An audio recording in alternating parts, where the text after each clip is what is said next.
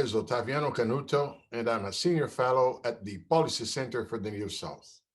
This is the 16th of a series of short videos dealing with subjects covered in my recent book, Climbing a High Ladder: Development in the Global Economy. Today, we approach the global economy and the pandemic, subject of chapter 23 of my book. There remains tremendous uncertainty and prospects vary greatly across countries. Recovery is bound to happen at different pace, and the divergence of per capita incomes in the world is rising as an aftermath of the pandemic. The pandemic will leave scars in labor markets and income distribution, besides higher public debt as a legacy. Policies to heal and recover will be fundamental. Now, the according to the World Bank's Global Economic Prospects released this month, June 2021, the global economy is recovering and is expected to expand by 5.6% this year and 4.3% in 2022. But a few major economies, such as the United States and China, are the ones pulling up the near-term global recovery, as you can see on the left chart. The unevenness and divergence of recoveries can be seen on the right side. The per capita income gap of non-advanced economies relative to advanced economies is expected to increase in most cases, a substantial change of route as compared to the post-global financial crisis period of 2010 to 2019. If you compare the ongoing recovery to previous global recessions, the unevenness of the current cycle can be seen in the high likelihood that per capita GDP in many emerging markets and developing economies will stay below pre-pandemic peaks for an extended period. Now, two factors partially explain such a divergence of trajectories. First, pace of vaccination. Everywhere in the world, there is a race between vaccination and virus spread. You can note the correlation between vaccination rates and the GDP forecast for 2021 in the chart. Different degrees of GDP downturn in 2020 explain partially such a difference. The pandemic crisis is different from typical economic cycles, as it corresponds to an abrupt and deep shock associated to lockdowns and retrenchment of contact-intensive service. Abstracting from scars left by such a shock and assuming no new outbursts of the virus, departing from a deeper bottom tends to look like a faster recovery. But it all hinges on vaccination making possible such a scenario. A second factor differentiating the recoveries, it has to do with the fiscal measures taken to flatten the recession curve. And the recoveries have been differentiated by the relative size of fiscal measures in that regard. The faster recoveries in advanced economies are partly due to their more expensive policy support, besides the quicker access to vaccines relative to many developing countries. Look at the figures. More than 16% of GDP in advanced economies, much higher than the case in other country groups. Fiscal stimulus in advanced economies tend to have a lower impact on financial conditions, while in non-advanced economies, tighter financial conditions tend to partially offset the effects of expansionary fiscal measures. But with important difference at the country level, look at this. Here we have a more fine-grained perspective of the correlation between the size of fiscal measures and the outcome in terms of a growth recovery. And the country differentiation of size of fiscal measures have made a difference. As you can see in the chart, the higher the fiscal package as a share of GDP, the closer GDP at the fourth quarter of this year is expected to be relative to where the economy was expected to be before the pandemic. The USA and New Zealand are expected to go even beyond. And the difference in national options to resort to fiscal measures can be seen in the different positions of countries like Mexico and in Brazil that made different options with respect to the size of fiscal measures. Now, the the other factors accounted for the depth of the pandemic impact on country-specific growth rates last year. As you can see in the chart, depicting differences in Latin America and the Caribbean, and also some countries from Europe and other regions, the GDP decline was not well correlated with the number of deaths. As we approach in the chapter of the book, there were multiple channels of COVID impact on the economies, on the emerging markets and developing economies. And that's why we call then the pandemic as a perfect storm to non-advanced economies. Besides inner difficulties to control the virus in many of these economies, we point out to three other potential channels of impacts coming from abroad. But why are we saying that the non-advanced economies tended to face higher difficulties to deal with the pandemic? Well, obviously, I'm not even referring here to the levels of investment in healthcare capacity, but simply taking into account the fact that in non-advanced economies, you have part of the population living in slums, and obviously the lockdowns are harder to obtain in when you have part of the population living in slums. On top of that, flattening the pandemic curve was successful in non-advanced countries that were able to use technology and or testing and monitoring, and that's not a widespread capacity. Now, referring to the channels of impacts on non-advanced economies that hit them even regardless of the dynamics of the virus in their territories. One channel was obviously tourism. The Among contact intensive service, travel and tourism were particularly hard hit as international travel came to a halt. As you can see in the decline of levels of hotel reservations in the chart, in in in developed economies, and but also in several non-advanced economies. Let me use the Caribbean as a template in that regard, so that you can see why I'm referring to the tourism as a channel of impact. But the impacts that you see in this chart uh, could be found in countries like Thailand, Kenya, Philippines, Morocco, Vietnam, and Indonesia, as well as in the European countries, as we saw in the previous chart. Tourism-dependent countries such as the Bahamas, Barbados, and Belize, had the 2020 growth rate even lower than what their death rates might suggest. Because of how the virus is transmitted, economies that are more reliant on tourism or have a larger share of high contact sectors, such as the Pacific Islands and the Caribbean, are projected to experience more persistent losses.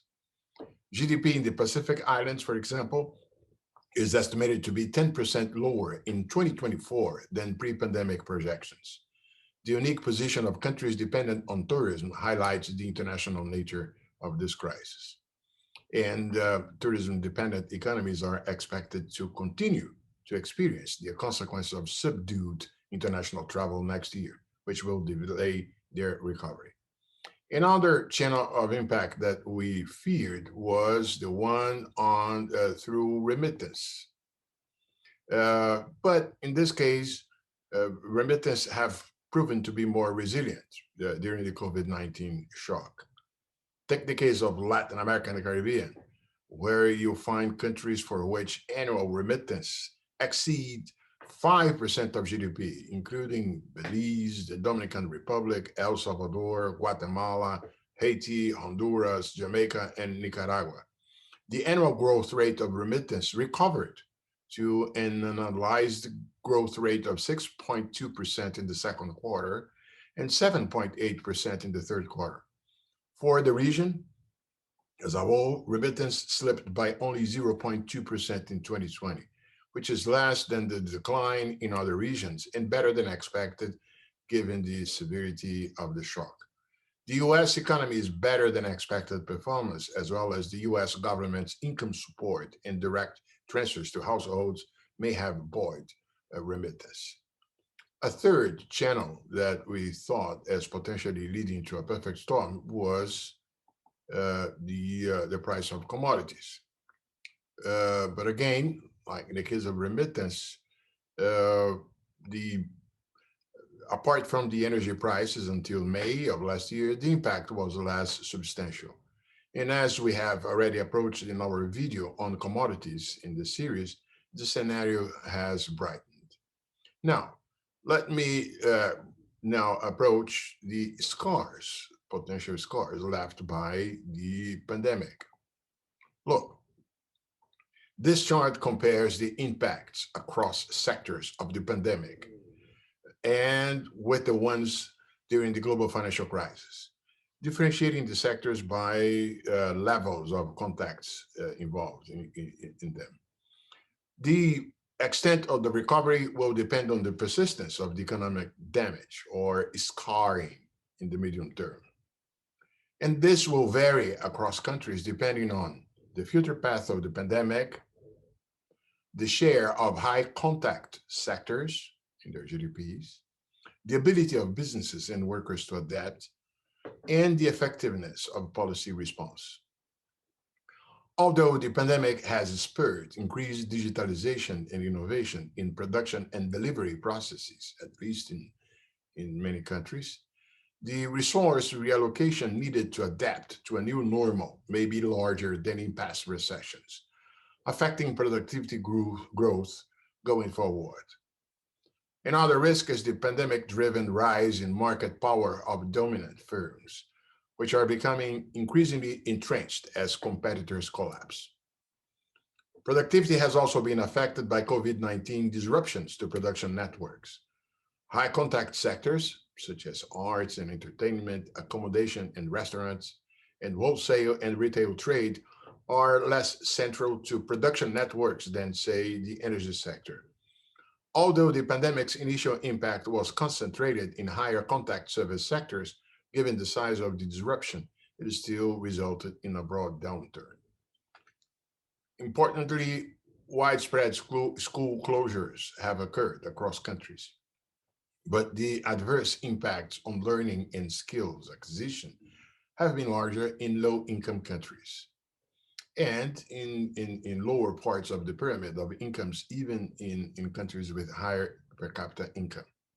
The resulting long-term individual earning losses and damage to aggregate productivity could be a legacy of the COVID-19 crisis. Now, also other differences have been remarkable. For instance, youth and lower skilled workers took some of the hardest hits on average. Women, especially in emerging market and developing economies, also suffered more. Many of these workers face earning losses and difficult searches for job opportunities. Even after the pandemic recedes, structural changes to the economy in the wake of the shock may mean that job options in some sectors and occupations permanently shrink and others grow. Even within countries, the burden of the crisis has fallen unevenly across groups and has increased inequality. Workers with less education, youth, women, and those informally employed have suffered disproportionate income losses. Close to 90 million individuals are expected to enter extreme poverty over 2020-21, reversing the trends of the past 2 decades. Given the shock, extreme poverty is projected to increase from 12.1% to 14.6%, while moderate poverty is projected to rise from 11.7% to 14.6%. Only a strong recovery will allow these rates to decline significantly. But also automation has picked it up, which brings implications. Jobs that are less skill intensive and more vulnerable to automation tended to suffer more during the pandemic recession. Although the impacts on the specific sectors differed from poor past recessions, as we saw in a previous chart, the pandemic has accelerated pre-existing employment trends, reinforcing a shift away from employment in sectors and occupations more vulnerable to automation. Among those sectors that have shrunk the most from the crisis are hotels and restaurants, accommodation and food, and wholesale and retail stores. Social distancing and behavioral change induced by the pandemic intensified the employment drops in these sectors typically seen in past downturns. By contrast, the information technology and communication, as well as finance and insurance sectors, have actually seen employment growth last year. Many of the more impacted sectors, often with fewer jobs amenable to remote work, tend to employ higher shares of youth, women, and the lower skilled, contributing to the unequal effects across worker groups. Well, there is also a hangover in terms of public and private debt, as the legacy from the pandemic.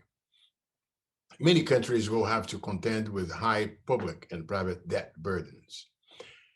In some cases, possibly too large for them to manage, and that's why it's expected that the some kind of sovereign debt restructuring will take place in some of the particularly some low-income countries. Sovereign debt is an issue as well in small states.